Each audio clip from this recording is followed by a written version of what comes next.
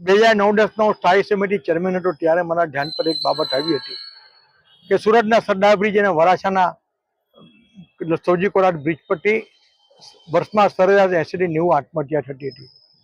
તો તે દિવસોમાં સરદાર બ્રિજ અને સૌજી કોરાટ બ્રિજ પર સેફટી નેટ મુકાવી મેં, તેને કારણે આત્મહત્યાનું પ્રમાણ બીજા જ વર્ષથી શૂન્ય થઈ ગયું, જેનો શહેરને નગરજનોને ખૂબ મોટો ફાયદો થયો.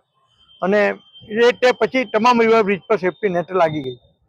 2009-10માં જ મારી કાર્યકાળમાં જ આ કેબલ સ્ટેજ બ્રિજનું કામ મંજૂર થયું અને 2018માં એનું લોકાર્પણ થયું.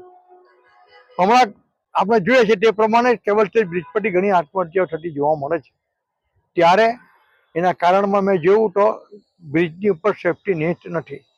આથી મેં એક પત્ર લખીને કમિશનરશ્રીને તાકીદ કરી છે કે કેબલ સ્ટેજ બ્રિજનો સ્ટ્રક્ચરલ રિપોર્ટ કોઈ નેશનલ એજન્સી પાસે કરાવી અને જો એ રિપોર્ટ પોઝિટિવ આવે તો બ્રિજની બંને બાજુ સેફટી નેટ લગાવી, જેથી લોકોને આત્મહત્યા નહીં કરે અને એ કેટલાય કુટુંબો બરબાદ થતાથી બચી જાય. એટલે સેફટી નેટ માટે મેં એની સ્ટ્રક્ચરલ સ્ટેબિલિટી રિપોર્ટ કરાવો અને ત્યારબાદ નેટ સેફટી નેટ લગાવી.